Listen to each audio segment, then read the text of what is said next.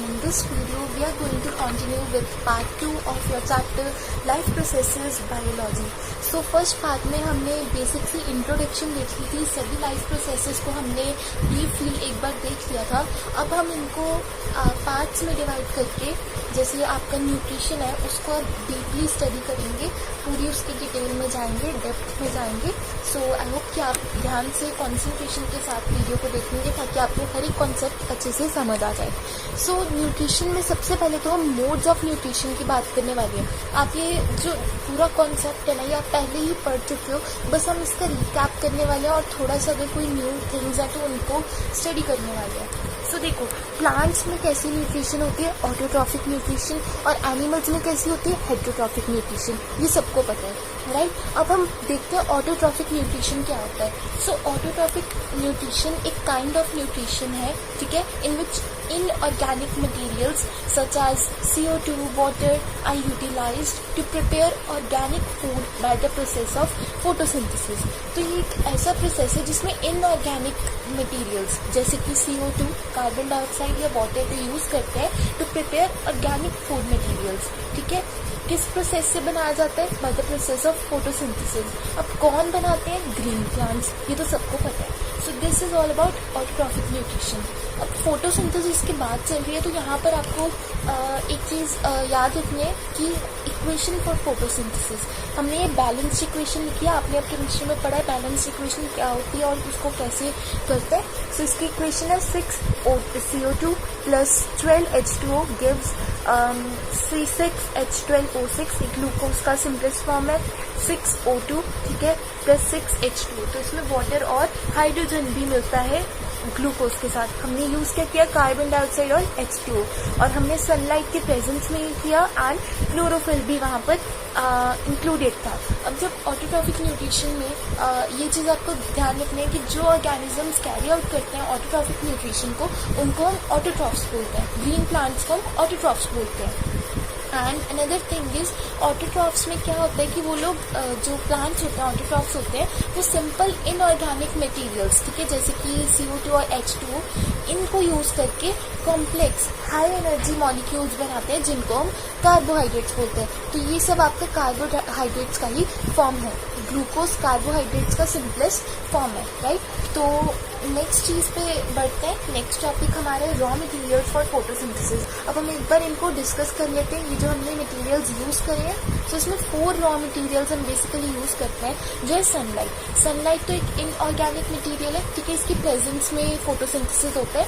और क्लोरोफिल क्या करता है, सनलाइट एब्जॉर्ब करता है, जिसे ऑलरेडी नो, ठीक है. CO2 क्या करता है, ये स्टोमेटा के थ्रू एंटर हो जाता है प्लांट बॉडी में और ऑक्सीजन रिलीज करवाने में हेल्प करता है. ठीक है, कैसे ऑक्सीजन रिलीज होती है, through the stomata on leaf. Stomata के थ्रू जो ऑक्सीजन होती है वो रिलीज हो जाती है.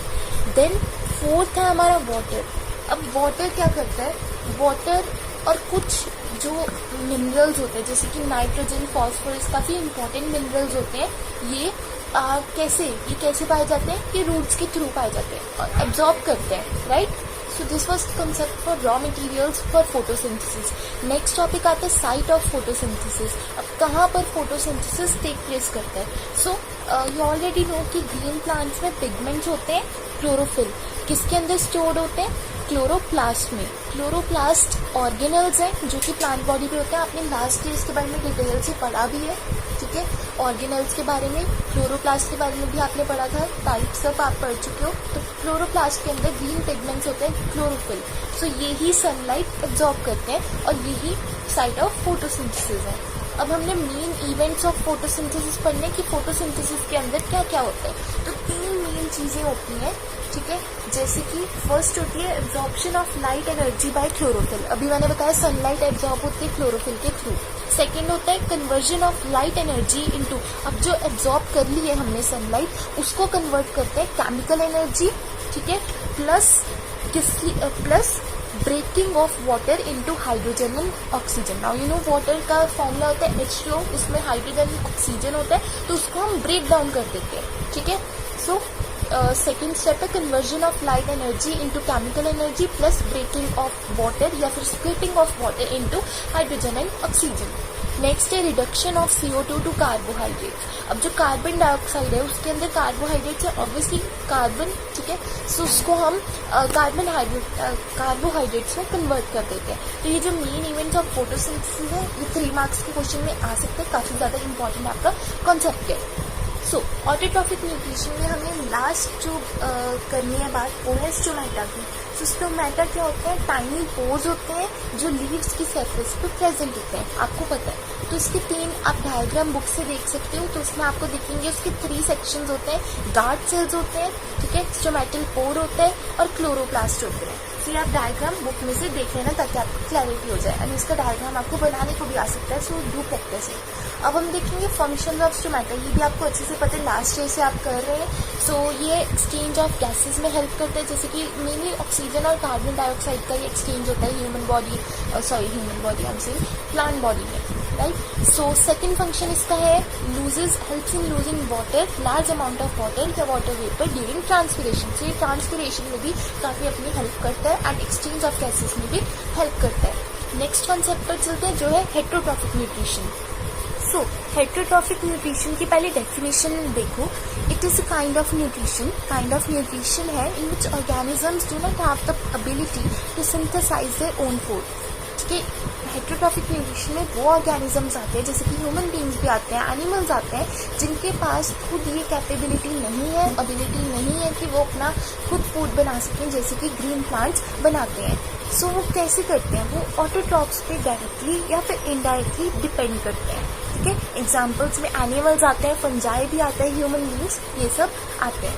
अब इसके 3 पार्ट्स होते हैं, ठीक है, 3 टाइप्स है, not parts but types: holozoic nutrition, saprophytic nutrition and parasitic nutrition। तो holozoic nutrition क्या होता है, इसमें क्या होता है कि एनिमल्स क्या होते हैं, सॉलिड फूड तो इनटेक कर लेते हैं, फिर उसके बाद उसको ब्रेक डाउन करते हैं into simpler substances in their body, जैसे कि अमीबा और एनिमल्स, हम भी हॉलोजोइक न्यूट्रिशन के अंदर आते हैं। इसमें हम क्या होता है, सॉलिड फूड तो खा लेते हैं बट जो उसका ब्रेक डाउन होता है वो हमारा पूरा प्रोसेस चलता है हमारी बॉडी में ताकि उसको सिंपलर सब्सटेंसेस में कन्वर्ट किया जा सके, राइट। आई होप ये क्लियर है। नेक्स्ट हमारा आता है saprophytic nutrition, you already know about it. इसमें क्या होता है, organisms feed on dead decaying matter, right, simple है, डेड और डिकेइंग मैटर पीस पे जो है ऑर्गेनिजम्स फीड करते हैं, जैसे कि फंजाई, ठीक है ना। नेक्स्ट आता है पैरासिटिक न्यूट्रिशन, इसके बारे में भी आप पढ़ चुके हो। इसमें क्या होता है, पैरासाइट्स या तो इनसाइड या आउटसाइड ऑफ अदर ऑर्गेनिजम्स, जिनको हम होस्ट बोलते हैं, होस्ट सेल, और वहीं से अपना न्यूट्रिशन लेते हैं। जैसे कि एग्जांपल ले सकते हो लीच का, लीच आपको पता है ब्लड सिकिंग ऑर्गेनिज्म है, तो वो होस्ट सेल पर डिपेंड करता है अपने फूड के लिए। और एग्जांपल आप पिग्स का ले सकते हो, ठीक है, या फिर प्लांट्स पैरासाइट पर भी आप एग्जांपल ले सकते हो। नेक्स्ट इंपॉर्टेंट टॉपिक पर चलते हैं जो है how do organisms obtain their food, ठीक है। सो अब इसमें हम 2 ऑर्गेनिजम्स के बारे में पढ़ेंगे, अमीबा पहले भी आप पढ़ चुके हो, एंड सेकेंड हम पढ़ेंगे पैरामीशियम के बारे में। अगर अमीबा की बात करें, ये सब यूनिसेल्युलर और सिंगल सेल्ड ऑर्गेनिजम्स की बात करें, एंड देन हम चलेंगे मल्टी सेल्युलर जब हम ह्यूमन बींग्स की बात करेंगे। अभी हम यूनिसेल्युलर और सिंगल सेल्ड ऑर्गेनिजम्स पर बात करते हैं। तो हम अमीबा को देख लेते हैं। अमीबा में क्या होता है, सूडोपोडिया होता है, जिसको हम फॉल्स फीड भी बोलते हैं, ठीक है। वो अपनी साइज जो है, शेप है, चेंज कर सकता है, ठीक है। अब सूडोपोडिया क्या होता है, जब भी फूड उसके अराउंड होता है तो वो अपनी शेप को चेंज कर लेता है, ऐसे इनक्लोज कर लेता है ताकि वो फूड को कैप्चर कर सके। तो वो फूड को कैप्चर करता है, जब उसने फूड कैप्चर कर लिया तो वो पूरी अमीबा की बॉडी के अंदर जाएगा, ठीक है, फूड वैक्यूल में चला जाएगा। जब उसके फूड वैक्यूल में चला जाता है, उसके बाद वहीं पर उसकी डाइजेशन हो जाती है, फूड वैक्यूल में ही उसकी डाइजेशन होती है फूड की। अब वहाँ से 2 प्रोसेसेस चलते हैं, एक तो अनडाइजेस्टेड फूड का, एंड सेकेंड होता है डिफ्यूजन। डिफ्यूजन किसका होता है, सिंपलर सब्सटेंसेस इन साइटोप्लाज्म, ठीक है, जो भी सिंपल सब्सटेंसेस होते हैं उनको एब्जॉर्ब कर लिया जाता है, एंड ये पूरा डिफ्यूजन का प्रोसेस साइटोप्लाज्म में होता है। एंड देन क्या होता है, अनडाइजेस्टेड फूड। अनडाइजेस्टेड फूड कहाँ चला जाता है, सरफेस ऑफ सेल पे, ठीक है, एंड सरफेस ऑफ सेल से ही वो बाहर थ्रो कर दिया जाता है, ठीक है, move to surface of cell and is thrown out. तो ये अमीबा का पूरा न्यूट्रिशन का वो प्रोसेस है, how it intakes the food. आपको पहले भी इस बारे में नॉलेज पूरी है. सो पैरामीशियम पर चलते हैं. ये थोड़ा सा न्यू है बट ये बहुत सिंपल है. इसकी पूरी बॉडी पे ना सीलिया होती है. ठीक है, सीलिया आपको पता होगा कुछ स्ट्रक्चर्स होते हैं. तो इसकी पूरी बॉडी पर सीलिया होती है और सीलिया ही जैसे उसमें प्लाज्मोडियम फूड इंटेक करता था, इसमें सीलिया इंटेक करता है. ठीक है, एंड देन वो फूड उसकी बॉडी के एक स्पेसिफिक स्पॉट पर चला जाता है and then further processing. Right, तो इसके बारे में डिटेल में आप फर्दर क्लासेस में पढ़ेंगे. If you take biology in further classes, so इसके बारे में आप डिटेल में पढ़ोगे. अब हम बात करने वाले human beings. Okay, so different organisms में डिफरेंट न्यूट्रिशनल प्रोसेसेस होते हैं. ये चीज़ आपको पता है. जैसे अमीबा में डिफरेंट था, ह्यूमन बींग्स में डिफरेंट है, पैरामीशियम में डिफरेंट था. तो ऐसे ही सब ऑर्गेनिजम्स में डिफरेंट न्यूट्रिशनल प्रोसेसेस होते हैं. ठीक है, सो ये एक बार हम फ्लो चार्ट से देख लेते हैं. इंजेशन होती है सबसे पहले, जिसमें क्या होता है इनटेक ऑफ फूड. ठीक है, फूड को जैसे हम इनटेक कर लिया, उसके बाद जाता है डाइजेशन होती है उस फूड की. Break down of complex food materials. हमने अभी स्टडी किया कि सॉलिड फूड होता है, देन उसको हम सिंपलर में कन्वर्ट करते हैं. तो यही यहाँ पर ब्रेक डाउन होता है उस कॉम्प्लेक्स फूड का. देन फूड की एब्जॉर्प्शन होती है, मूवमेंट ऑफ डाइजेस्टेड फूड. अब जो फूड डाइजेस्ट हो गया है उसकी एब्जॉर्प्शन हो रही है.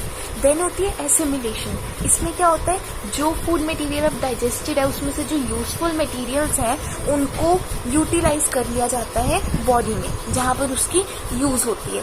देन फाइनली जो एक्स्ट्रा मटेरियल्स होते हैं या फिर हार्मफुल मटेरियल्स होते हैं जो बॉडी में नहीं चाहिए, वो ईजेशन के प्रोसेस के थ्रू रिमूव हो जाते हैं हमारी बॉडी से. राइट, सो उसको हम एक्सक्रीशन नहीं बोलेंगे, उसको हम ईजेशन बोलेंगे, क्योंकि हम फूड की बात कर रहे हैं. जब हम वाटर की बात करेंगे, यूरिन की बात करेंगे, then we will talk about excretion. अभी ईजेशन की बात हो रही है जिसमें रिमूवल ऑफ फूड. ठीक है, extra food waste material remove हो जाता है. अब फाइनली हम न्यूट्रिशन इन ह्यूमन बींग्स पर पहुंच गए हैं एंड इसमें हम ह्यूमन डाइजेस्टिव सिस्टम के बारे में डिटेल में बात करेंगे. ठीक है, कैसे ये प्रोसेस होता है. So before talking about that, ये जो मैंने ये पार्ट्स लिखे हैं लाइक माउथ, टीथ, टंग, इन सबको हम कलेक्टिवली एलिमेंट्री कैनाल बोलते हैं. ठीक है, ये बेसिकली एक लॉन्ग सी ट्यूब है जो माउथ से स्टार्ट होकर हमारे एनस तक रहती है. एंड इसमें ये रीजन्स हैं जो mouth, teeth, tongue, salivary glands, ये सब रीजन्स हैं. ठीक है, to perform different functions, to perform different digestive functions. Digestion सिर्फ ये नहीं कि सिर्फ सलाइवरी ग्लैंड्स ही डाइजेशन करते हैं, ये सब मिलकर पूरा एलिमेंट्री कैनाल इस प्रोसेस में इन्वॉल्व होता है. एंड अब हम इसी को ही स्टडी करने वाले हैं. अब माउथ कैसे हेल्प करता है इनटेक ऑफ फूड. ऑब्वियसली हम माउथ से सारा फूड इनटेक करते हैं, खाते हैं. देन सेकेंड स्टेप आता है टीथ का. टीथ क्या करते हैं, च्यू करते हैं या फिर फूड को ग्राइंड कर देते हैं. राइट, हमारी टंग भी इन्वॉल्व होती है. टंग क्या करती है, रोलिंग ऑफ फूड. ठीक है, हम फूड को खाते खाते रोल करते हैं. देन क्या करती है, help testing of food, swallowing या पुशिंग डाउन ऑफ फूड. ये सब इसके जो है यूजेस है. ठीक है, एंड इसकी ये फंक्शंस परफॉर्म करती है. क्या क्या करती है, rolling of food, testing of food, swallowing या फिर उसको फूड को पुश करने के लिए नेक्स्ट पार्ट. अब यहाँ पर सलाइवरी ग्लैंड्स भी इन्वॉल्व होते हैं, हमारे माउथ में प्रेजेंट होते हैं. सलाइवरी ग्लैंड्स क्या सिक्रीट करते हैं, सलाइवा और म्यूकस. म्यूकस क्या होता है, एक स्टिकी सा मटेरियल होता है. ठीक है, जो लाइन करके रखता है lungs, throat, mouth, nose and sinuses. ये सभी हमारे माउथ के जो पार्ट्स हैं, टंग वगैरह सब जो मैंने नेम लिए, उन सबको लाइन करके रखता है, उनकी प्लेस पर रखता है. म्यूकस का यही रहता है, तो ये इंपॉर्टेंट आपको याद रखना है. सलाइवरी ग्लैंड्स ने सिक्रीट किया सलाइवा और म्यूकस, और ये क्या करते हैं, स्टार्च को कन्वर्ट कर देता है इनटू ग्लूकोज. ठीक है, सलाइवरी एमिलेज इसको हम बोलते हैं, जब कन्वर्ट करता है स्टार्च को into glucose. Glucose simplest form of carbohydrate से आपको याद रखना है. ठीक है, सो ये इसके फंक्शन हो गए सलाइवरी ग्लैंड के. Then moving to oesophagus. Oesophagus में क्या होता है कि इसको फूड को माउथ से स्टमक में ले जाने के लिए रिस्पॉन्सिबल होता है हमारा ईसोफेगस. ठीक है, ये किस वे से लेकर जाता है, पेरिस्टाल्टिक मूवमेंट्स. कौन सी मूवमेंट्स, पेरिस्टाल्टिक मूवमेंट्स. ये मूवमेंट्स करता है क्या होते हैं ये मूवमेंट्स? इसमें बेसिकली जो हमारे ईसोफेगस में भी मसल्स होते हैं ना, उसकी contraction and relaxation, contraction and expansion होती है हमारे मसल्स की ईसोफेगस में। तो यही पेरिस्टाल्टिक मूवमेंट्स के थ्रू हम हमारे फूड को माउथ से स्टमक में ले जाते हैं। कौन? ईसोफेगस। नेक्स्ट आता है बहुत ही इंपॉर्टेंट रोल स्टमक का। अब स्टमक में क्या होता है? गैस्ट्रिक ग्लैंड्स प्रेजेंट होते हैं जो कि गैस्ट्रिक जूस सिक्रीट करते हैं। गैस्ट्रिक जूस में कौन से जूसेस आते हैं? पेप्सिन। अब पेप्सिन्स एंजाइम्स होते हैं जो प्रोटीन्स को ब्रेक डाउन करते हैं। अब हमारे फूड में जितने भी प्रोटीन्स होंगे ना, पेप्सिन उनको ब्रेक डाउन कर देगा। HCl क्या करता है? आपको पता है हमारे स्टमक में हाइड्रोक्लोरिक एसिड होता है, तो वो क्या करता है? जो भी वो मीडियम होता है, जो फूड का जो आगे का जाने का प्रोसेस का वो मीडियम होता है ना, उसको एसिडिक बना देगा, क्योंकि ऑब्वियसली वो एसिड है तो वो उसको मीडियम को एसिडिक बनाएगा ताकि वो इजीली फ्लो हो सके। म्यूकस भी होता है, वहां पर भी म्यूकस होता है। म्यूकस क्या होता है? इनर लाइनिंग ऑफ स्टमक को प्रोटेक्ट करके रखता है। ठीक है, हमारे जो स्टमक की इनर लाइनिंग है, क्योंकि इतना सारा अब उसमें फूड आ रहा है तो ऑब्वियसली उसको प्रोटेक्शन की जरूरत है। सो उस लाइनिंग को प्रोटेक्ट कौन करता है? म्यूकस। सो यहाँ पर स्टमक का भी रोल खत्म हो गया। स्टमक से फूड कहाँ गया? Small intestine. अब स्मॉल इंटेस्टाइन का स्मॉल रोल नहीं है, बहुत बिग रोल है। वो कैसे है? अब स्मॉल इंटेस्टाइन ही वो साइट है जहाँ पर कंप्लीट डाइजेशन हो जाती है कार्बोहाइड्रेट्स, फैट्स एंड प्रोटीन्स की। तो आप समझ सकते हैं इसका कितना बड़ा रोल है, क्योंकि कंप्लीट डाइजेशन होती है। ठीक है, सो यहाँ पर क्या होता है कि वॉल्स ऑफ स्मॉल इंटेस्टाइन की वॉल्स सिक्रीट करती हैं इंटेस्टाइनल एंजाइम्स जो कन्वर्ट कर देती हैं कार्बोहाइड्रेट्स, फैट्स एंड प्रोटीन्स को सिंपलेस्ट सब्सटेंसेस में। कार्बोहाइड्रेट्स का सिंपलेस्ट सब्सटेंस है ग्लूकोज, प्रोटीन्स का अमाइनो एसिड्स एंड फैट्स का फैटी एसिड्स एंड ग्लिसरॉल। सो इसमें सिंपलेस्ट सब्सटेंसेस में कन्वर्ट कर देता है इसकी वॉल्स। ठीक है, ये इसका ए पार्ट हो गया। बी पार्ट में क्या होता है कि इसमें कुछ विलाय होते हैं जिनको फिंगर लाइक प्रोजेक्शन कहा जाता है, जो कि हेल्प करता है फूड जो अब हमने ब्रेक डाउन कर दिया ना, glucose, amino acid, fatty acid and glycerol में, उसको एब्जॉर्ब करने के लिए ब्लड में, क्योंकि ब्लड में ही फूड एब्जॉर्ब होगा तभी हमारे फंक्शंस होंगे ना बॉडी के। सो यहाँ पर विलाय में वो चीज रहती है। अब थर्ड पार्ट ध्यान से सुनना है, सी पार्ट। सी पार्ट की अब हम बात करने वाले हैं। सो सी पार्ट में क्या होता है कि it receives the secretions of the liver and pancreas. Small intestine में अब लिवर और पैनक्रियास की सिक्रीशंस आ जाती हैं। ठीक है, जो फूड एसिडिक है, अभी हमने पढ़ा है HCl क्या होता है? फूड को मीडियम को एसिडिक बना देता है। अब जो फूड एसिडिक फॉर्म में है उसको एल्कलीन बनाया जाता है। मैंने आपको एल्कलीन का मीनिंग पहले भी बताया हुआ है, जो सॉल्युबल इन वाटर होता है, तो वो सॉल्युबल इन वाटर बन जाता है। ठीक है, फॉर द पैनक्रियाटिक एंजाइम्स। क्यों एल्कलीन बना रही? ताकि पैनक्रियास के जितने भी एंजाइम्स हैं वो उस पर अपना काम शुरू कर सके। अब पैनक्रियास की बात करें तो वो क्या सिक्रेट करता है? पैनक्रियाटिक जूसेस जिनमें एंजाइम्स होते हैं जिसका नेम होता है ट्रिप्सिन। क्या नेम होता है? ट्रिप्सिन। ये आपको याद रखना है। पैनक्रियास में जो एंजाइम्स होते हैं उनको हम बोलते हैं ट्रिप्सिन। ओके, अब ट्रिप्सिन क्या करता है? हेल्प करता है प्रोटीन्स और लिपिड्स को, या फिर लिपिड्स कह सकते हो, प्रोटीन्स एंड लिपिड्स को ब्रेक डाउन करने के लिए और फैट्स को इमल्सिफाई करने के लिए। ठीक है, तो यहाँ पर भी ये काम हो जाता है। पैनक्रियास का रोल ये है। नेक्स्ट है फैट्स की बात करें तो प्रोटीन जो इंटेस्टाइन में अब फैट्स प्रेजेंट होते हैं उनको वो किस फॉर्म में प्रेजेंट होते हैं? Large globules. किसमें? लार्ज ग्लोब्यूल्स, जो कि डिफिकल्ट कर देते हैं एंजाइम्स के लिए टू एक्ट ऑन दैम। अब एंजाइम्स, अब लार्ज ग्लोब्यूल्स की फॉर्म में तो ऑब्वियसली एंजाइम्स तो स्मॉल है, वो कैसे उन पर एक्ट करेंगे? तो इन पर कौन एक्ट करता है? Bile salts. ठीक है, बाइल, BILE। अब बाइल क्या करता है? ब्रेक डाउन कर देता है इनटू स्मॉलर ग्लोब्यूल्स। फैट्स के बड़े बड़े लार्ज ग्लोब्यूल्स को किस में कन्वर्ट कर देता है? स्मॉल ग्लोब्यूल्स में।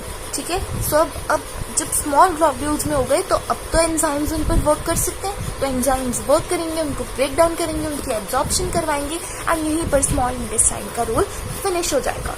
लार्ज इंटेस्टाइन का बहुत लार्ज रोल नहीं है, स्मॉल इंटेस्टाइन का जैसे था बहुत ही सिंपल सा रोल है। इन्होंने 2 काम करने हैं। ठीक है, ए पार्ट करना है एंड बी पार्ट करना है। ए पार्ट में क्या करना है, एक्सेस ऑफ वाटर को एब्जॉर्ब कर लेना है, अपने अंदर वाटर जो एक्सेस है वो एब्जॉर्ब कर लेते हैं। एंड बी पार्ट क्या करते हैं कि जो material, rest of the material होता है ना, जो एक्सेस मटेरियल होता है, अब सारी डाइजेशन हो चुकी है, फूड ब्लड में जा चुका है, डाइजेस्टेड फूड की एब्जॉर्प्शन ब्लड में हो चुकी है, बट कुछ जो हार्मफुल वेस्ट है या फिर जो वो चीज़ें जो हमें नहीं चाहिए उनको हमारी बॉडी से बाहर निकलवाता है कौन, लार्ज इंटेस्टाइन, ठीक है, वाया एनस के थ्रू वो सब हार्मफुल थिंग्स या फिर वेस्ट थिंग्स हमारी बॉडी से बाहर चली जाती है। तो यहीं पर हमारा डाइजेशन का प्रोसेस खत्म होता है। We have studied nutrition part 2 जो है हमारे वीडियो का खत्म हो गया है।